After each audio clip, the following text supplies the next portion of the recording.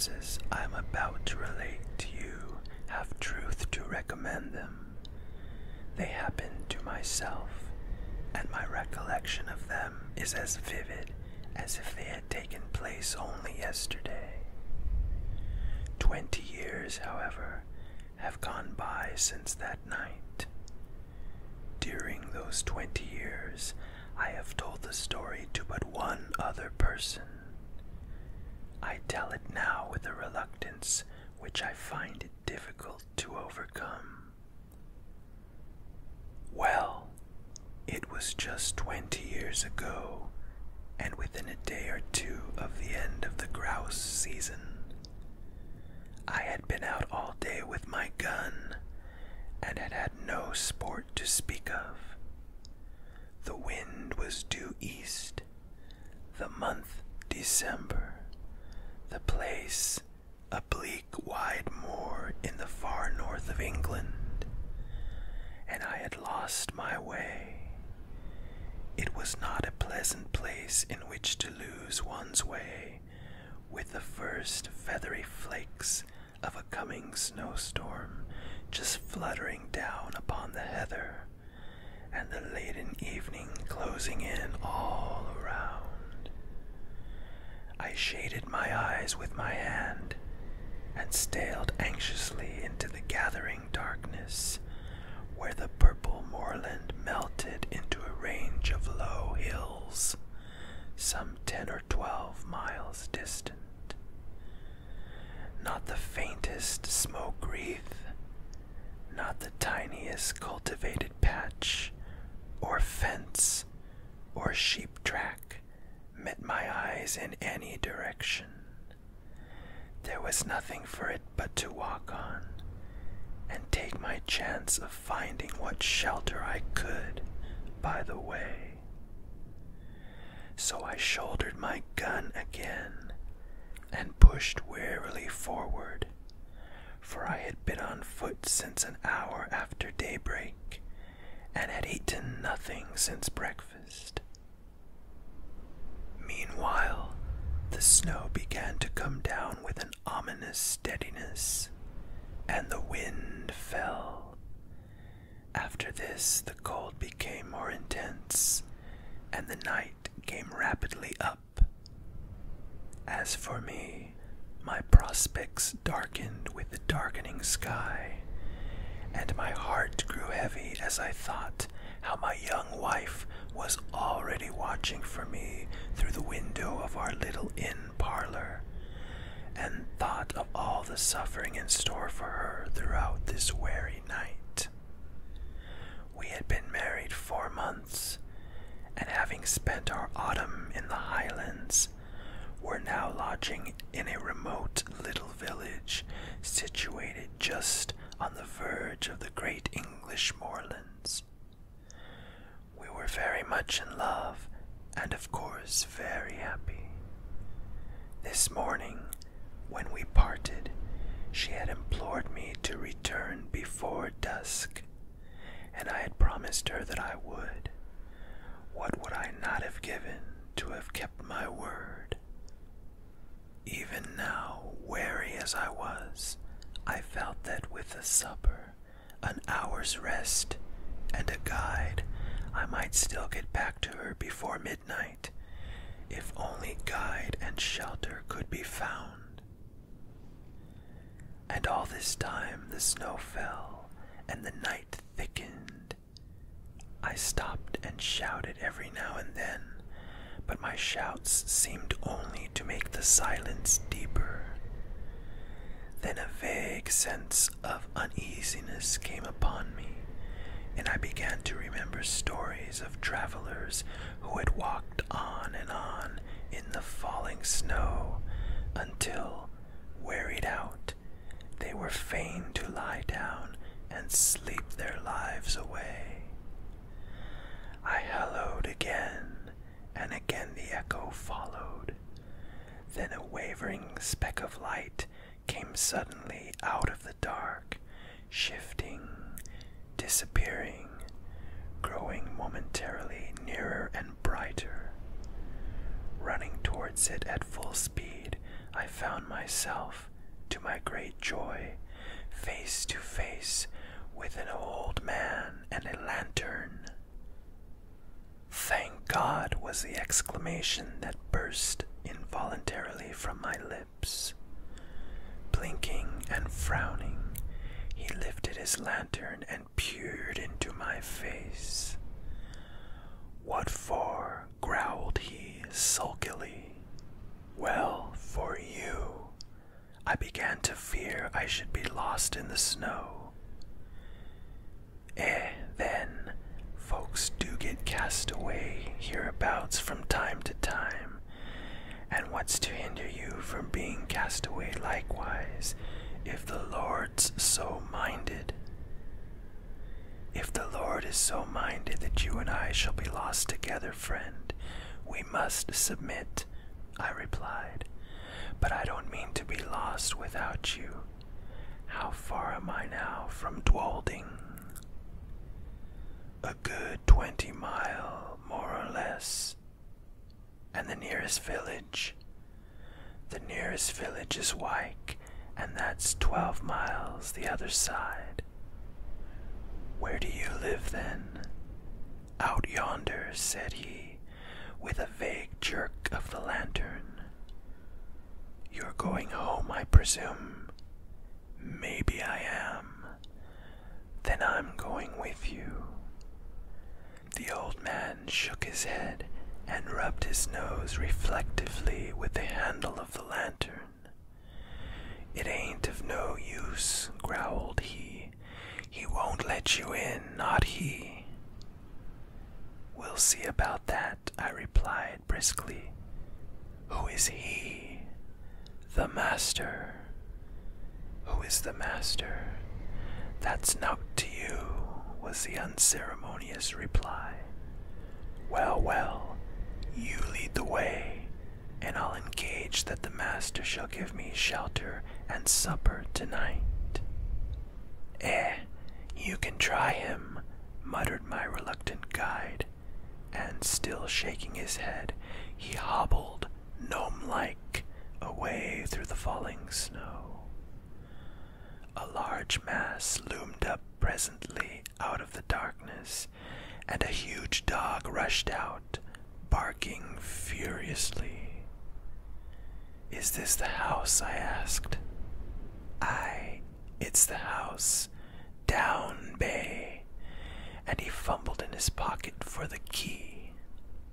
I drew up close behind him, prepared to lose no chance of entrance, and saw in the little circle of light shed by the lantern that the door was heavily studded with iron nails, like the door of a prison. In another minute he had turned the key, and I had pushed past him into the house. Once inside, I looked round with curiosity, and found myself in a great raftered hall, which served apparently a variety of uses.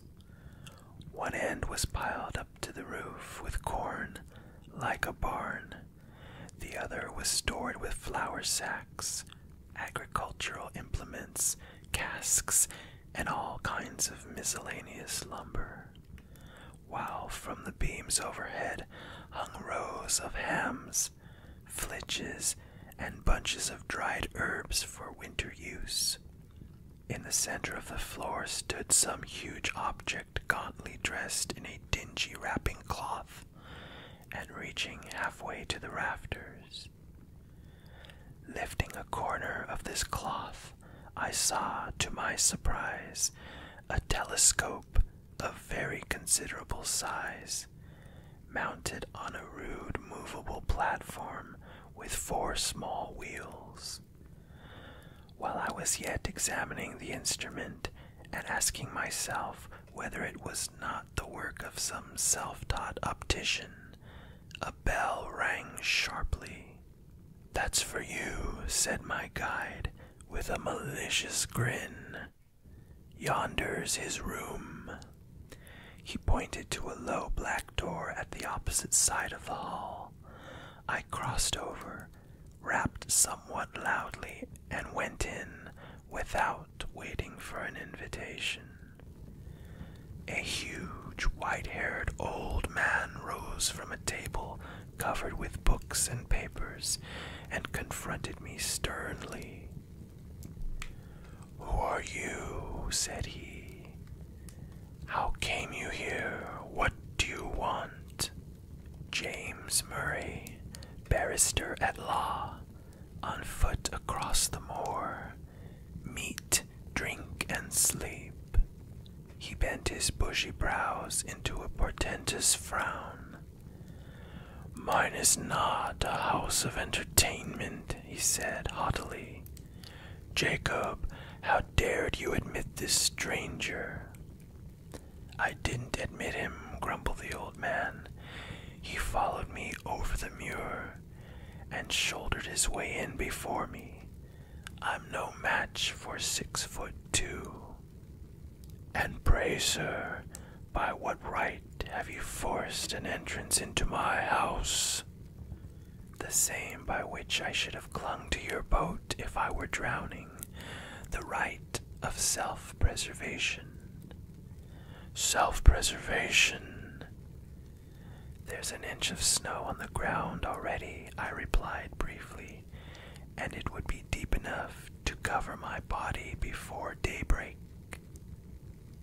He strode to the window, pulled aside a heavy black curtain, and looked out. "It is true," he said. "You can stay if you choose till morning.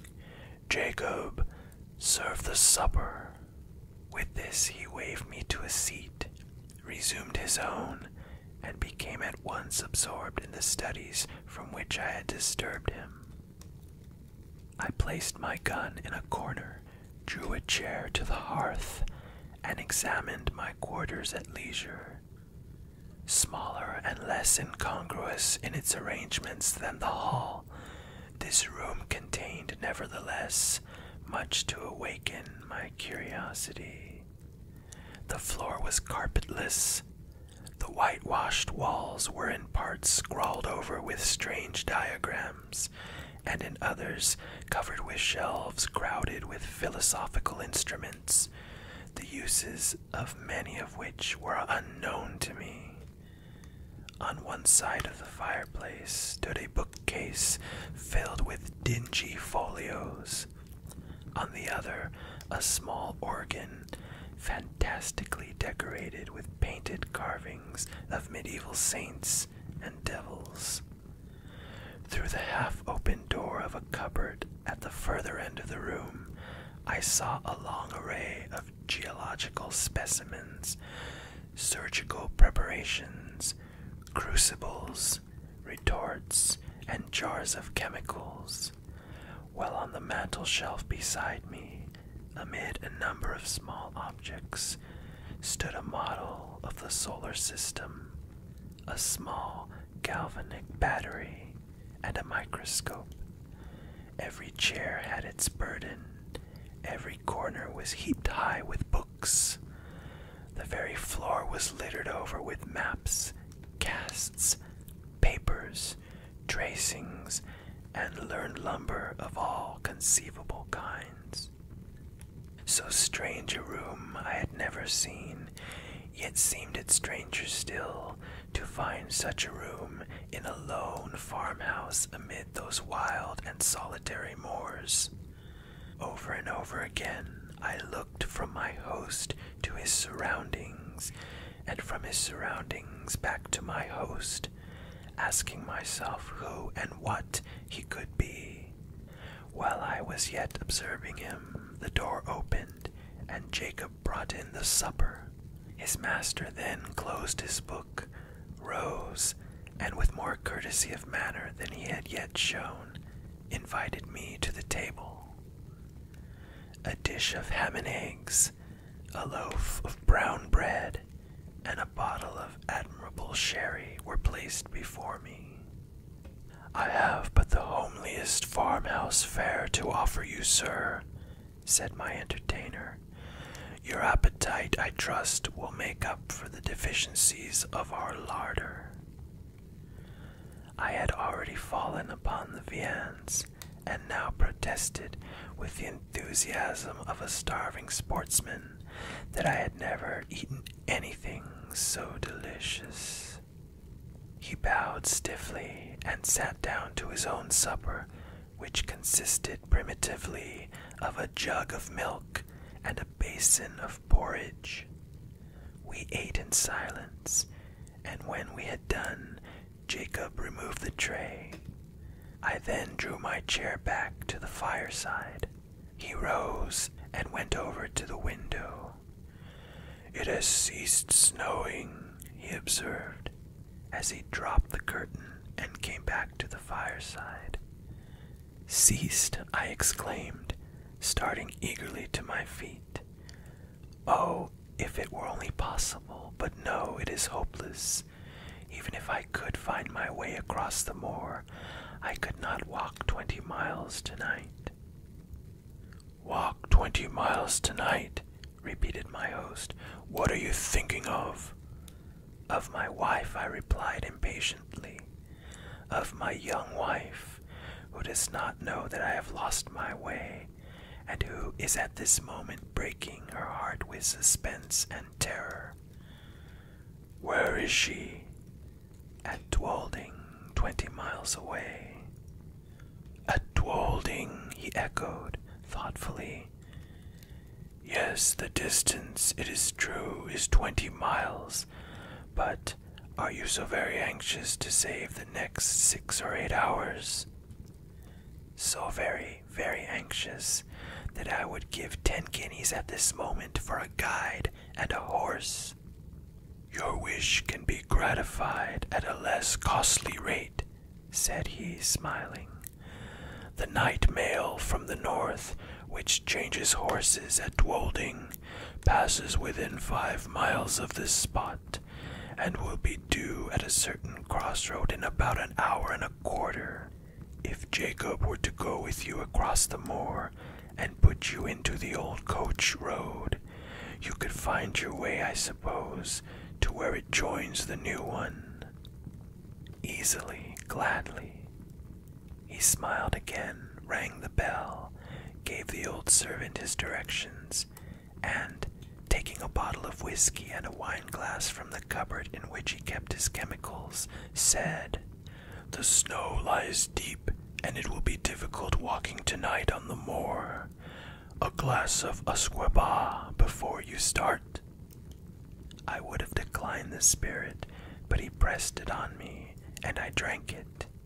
It went down my throat like liquid flame, and almost took my breath away. "It is strong," he said, "but it will help to keep out the cold. And now you have no moments to spare. Good night." I thanked him for his hospitality, and would have shaken hands, but that he had turned away before I could finish my sentence. In another minute I had traversed the hall. Jacob had locked the outer door behind me, and we were out on the wide, white moor. Although the wind had fallen, it was still bitterly cold. Not a star glimmered in the black vault overhead. Not a sound, save the rapid crunching of the snow beneath our feet, disturbed the heavy stillness of the night. Jacob, not too well pleased with his mission, shambled on before in sullen silence, his lantern in his hand, and his shadow at his feet. I followed, with my gun over my shoulder, as little inclined for conversation as himself. My thoughts were full of my late host. I strode on at the heels of my guide, absorbed and unobservant. Presently, at the end, as it seemed to me, of only a few minutes, he came to a sudden halt and said, "Yon's your road.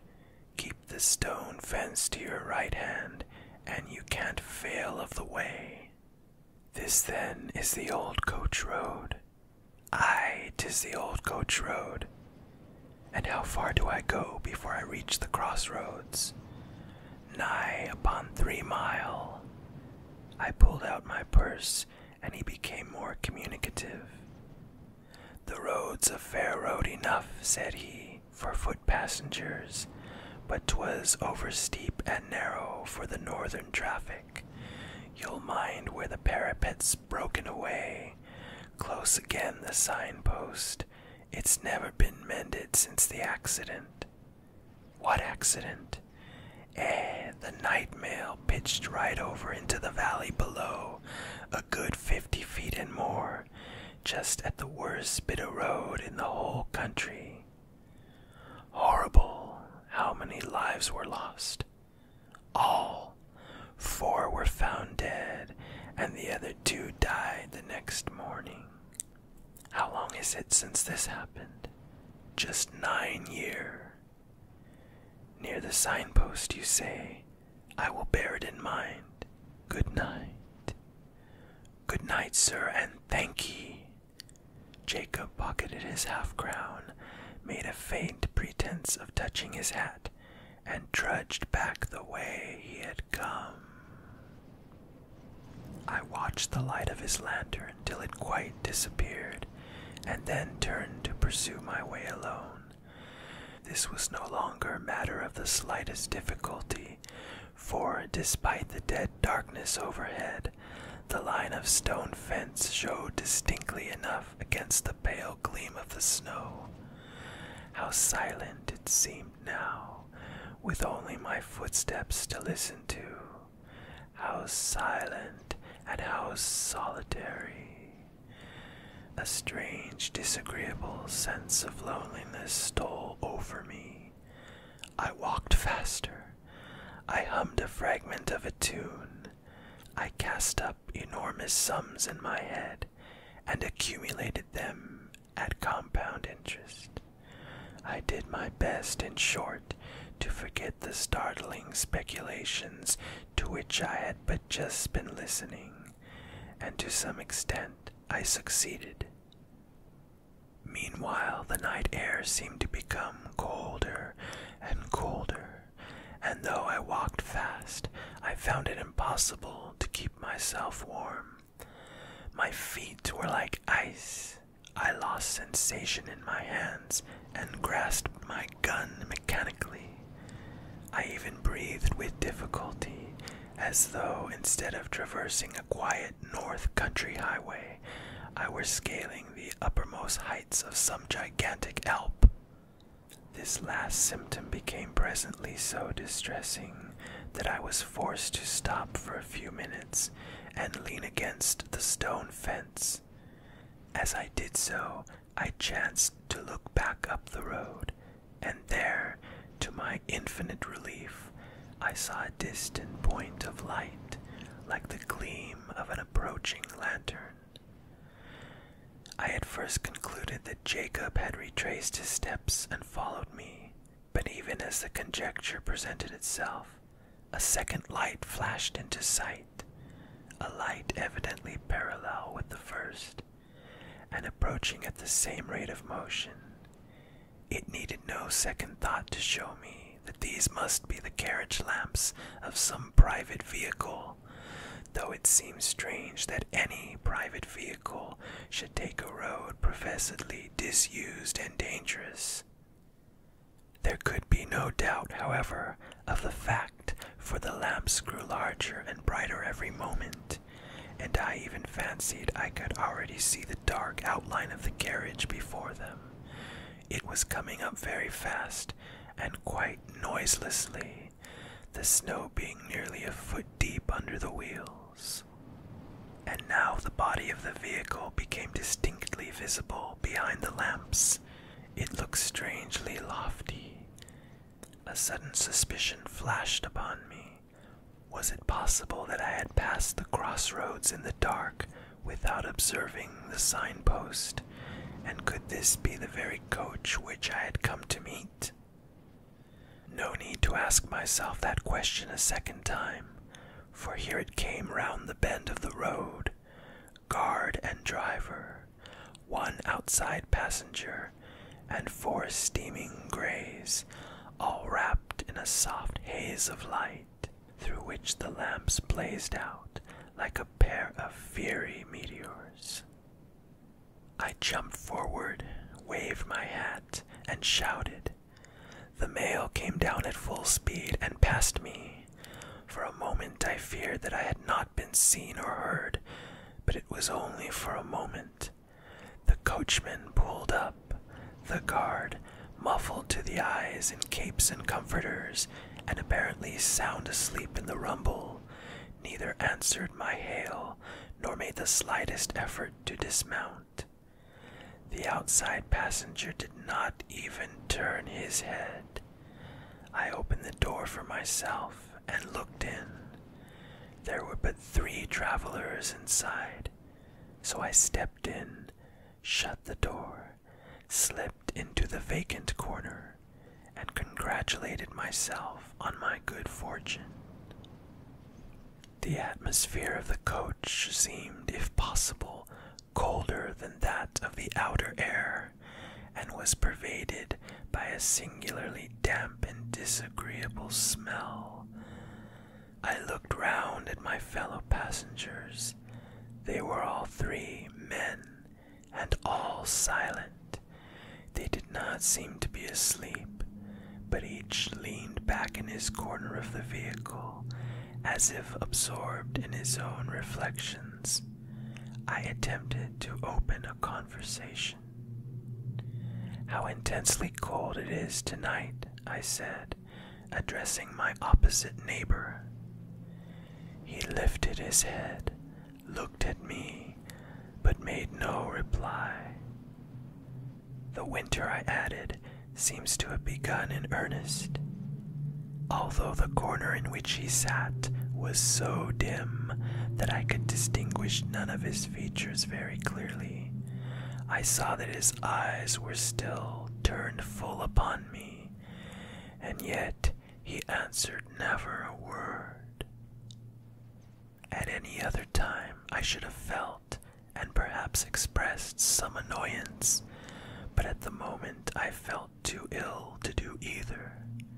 The icy coldness of the night air had struck a chill to my very marrow, and the strange smell inside the coach was affecting me with an intolerable nausea. I shivered from head to foot, and turning to my left-hand neighbor, asked if he had any objection to open a window. He neither spoke nor stirred. I repeated the question somewhat more loudly, but with the same result. Then I lost patience and let the sash down. As I did so, the leathery strap broke in my hand, and I observed the glass was covered with a thick coat of mildew, the accumulation apparently of years. My attention being thus drawn to the condition of the coach, I examined it more narrowly, and saw by the uncertain light of the outer lamps that it was in the last stage of dilapidation. Every part of it was not only out of repair, but in a condition of decay. The sashes splintered at a touch, the leather fittings were crusted over with mold, and literally rotting from the woodwork.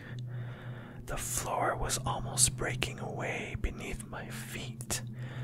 The whole machine, in short, was foul and damp, and had evidently been dragged from some outhouse in which it had been moldering away for years to do another day or 2 of duty on the road. I turned to the 3rd passenger, whom I had not yet addressed, and hazarded one more remark. "This coach," I said, "is in a deplorable condition. The regular mail, I suppose, is under repair." He moved his head slowly and looked me in the face without speaking a word. I shall never forget that look while I live. I turned cold at heart under it. I turn cold at heart even now when I recall it. His eyes glowed with a fiery, unnatural luster. His face was livid, as the face of a corpse. His bloodless lips were drawn back as if in the agony of death, and showed the gleaming teeth between. The words that I was about to utter died upon my lips, and a strange horror, a dreadful horror came upon me. My sight had by this time become used to the gloom of the coach, and I could see with tolerable distinctness. I turned to my opposite neighbor. He too was looking at me with the same startling pallor in his face and the same stony glitter in his eyes, and I passed my hand across my brow. I turned to the passenger on the seat beside my own and saw, oh heaven, how shall I describe what I saw? I saw that he was no living man, that none of them were living men like myself. A pale, phosphorescent light played upon their awful faces, upon their hair dank with the dews of the grave, upon their clothes earth-stained and dropping to pieces, upon their hands which were as the hands of corpses long buried. Only their eyes, their terrible eyes, were living, and those eyes were all turned menacingly upon me. A shriek of terror, a wild, unintelligible cry for help and mercy burst from my lips as I flung myself against the door and strove in vain to open it. In that single instant, brief and vivid as a landscape beheld in the flash of summer lightning, I saw the moon shining down through a rift of stormy cloud, the ghastly signpost rearing its warning finger by the wayside, and the broken parapet, the plunging horses, the black gulf below. Then the coach reeled like a ship at sea. Then came a mighty crash, a sense of crushing pain, and then darkness. It seemed as if years had gone by when I awoke one morning from a deep sleep and found my wife watching by my bedside. I will pass over the scene that ensued and give you in half a dozen words the tale she told me with tears of thanksgiving. I had fallen over a precipice close against the junction of the old coach road and the new, and had only been saved from certain death by lighting upon a deep snowdrift that had accumulated at the foot of the rock beneath. In this snowdrift I was discovered at daybreak by a couple of shepherds, who carried me to the nearest shelter and brought a surgeon to my aid. The surgeon found me in a state of raving delirium, with a broken arm and a compound fracture of the skull. The letters in my pocketbook showed my name and address. My wife was summoned to nurse me, and thanks to youth and a fine constitution, I came out of danger at last. The place of my fall, I need scarcely say, was precisely that at which a frightful accident had happened to the North Mail 9 years before. I never told my wife the fearful events which I have just related to you. I told the surgeon who attended me, but he treated the whole adventure as a mere dream born of the fever in my brain. We discussed the question over and over again, until we found that we could discuss it with temper no longer, and then we dropped it. Others may form what conclusions they please. I know that 20 years ago I was the fourth inside passenger in that phantom coach.